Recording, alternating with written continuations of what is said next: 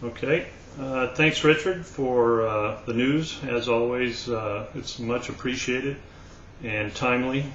There's a lot going on that we need to be aware of and that we need to stay on top of. So it's appreciated that you do present that to us on the Sabbath every week.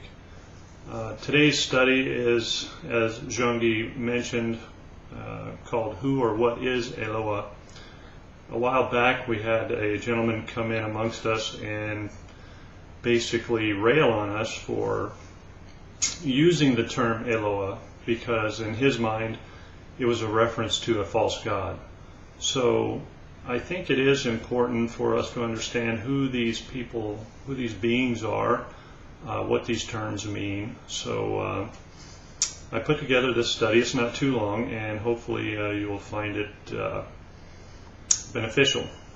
So let's start by looking at the word itself, Eloah. There really is no agreement among scholars regarding the etymology of the word Eloah, but I think most would agree that the origin is really unknown. It's generally believed that Eloah is a singular term for the Hebrew word Elohim, and it is related to the Aramaic term Elah and the Arabic Eloah, meaning a god. Eloah is Strong's Hebrew Dictionary 433 and is translated in the KJV as God 55 times and gods 1 time. It is not used very often in Scripture, and it appears to be an ancient term to refer to Yehovah, but was later dropped until post-exilic times when there was a desire to return to more ancient foundations. The term is used only 56 times in the entire biblical text.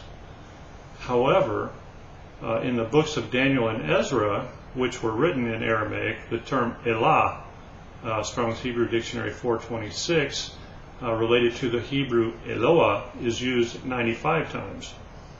We'll examine this term in greater detail further along in the study. So who is Eloah? It's argued by some that the term Eloah refers to only pagan gods. As I mentioned earlier, this gentleman had that same opinion. It's asserted by others that it is the name of the one true God.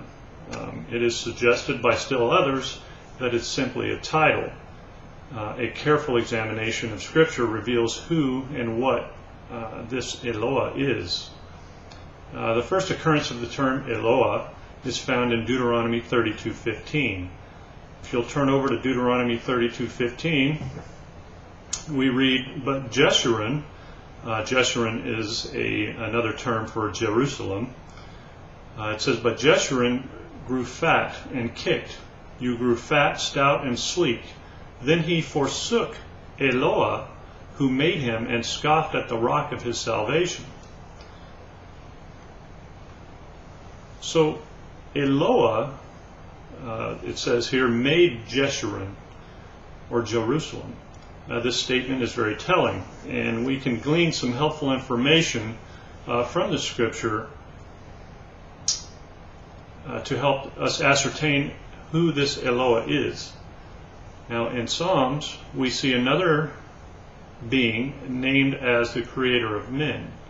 In Psalms 89, verses 46 through 47, it says, "How long, O Yehovah, or Yehovah, will you hide yourself forever? How long will your wrath burn like fire? Remember how short my time is. For what vanity you have created all the children of men." Now here we see Yehovah as the creator of men. Is this a contradictory statement?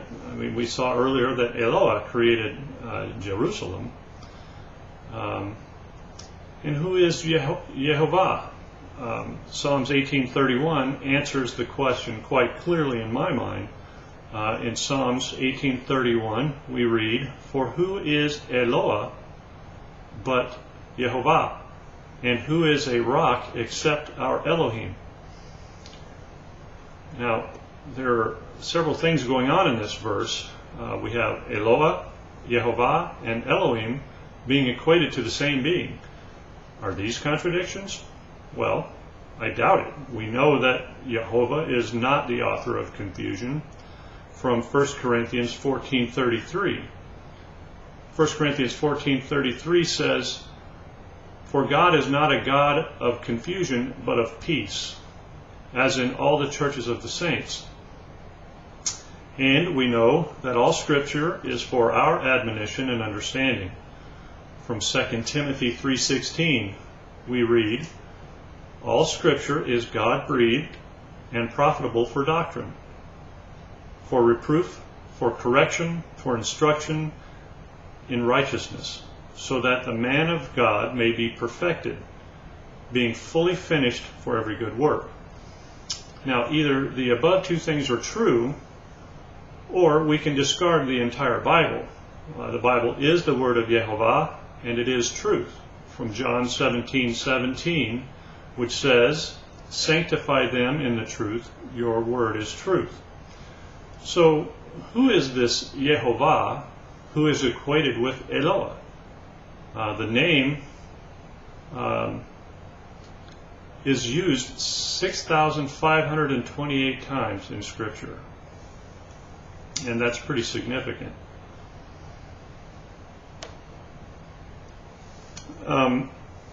As I stated, Jehovah is a name.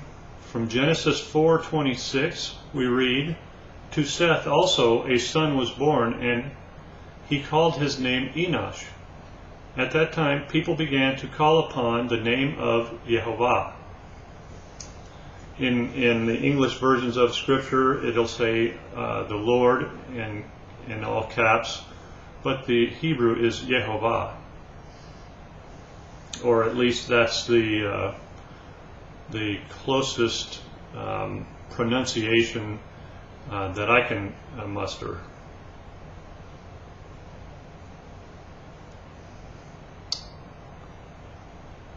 In Exodus 3:13.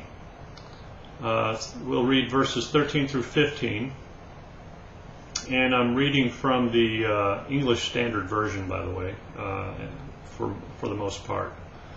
It says, "Then Moses said to Elohim, if I come to the people of Israel and say to them, the Elohim of your fathers has sent me to you, and they ask me, what is his name?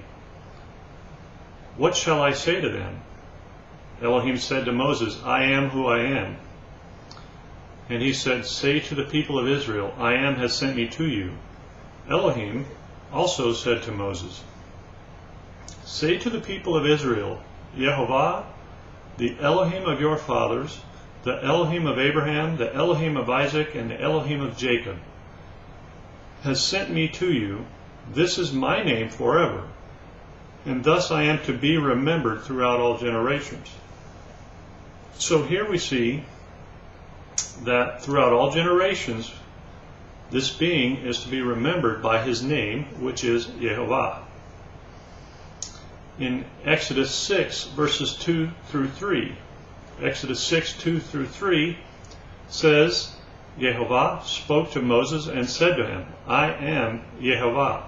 I appeared to Abraham, to Isaac, and to Jacob as El Shaddai, but by my name, Jehovah, I did not make myself known to them." So, who is Jehovah, and how does he relate to Eloah or Elah? Well, he is the God of Israel, as we see in Exodus 5:1. Exodus 5:1 says, "Afterward Moses and Aaron went and said to Pharaoh, Thus says Jehovah, the Elohim of Israel, let my people go, that they may hold a feast to me in the wilderness." And in Exodus 16:12, it says, "I have heard the grumbling of the people of Israel. Say to them, at twilight you shall eat meat, and in the morning you shall be filled with bread. Then you shall know that I am Jehovah your Elohim." And in Ezra 5:1, we see, now this is written in Aramaic, remember, it says, "Now the prophets Haggai and Zechariah, the son of Iddo, prophesied to the Jews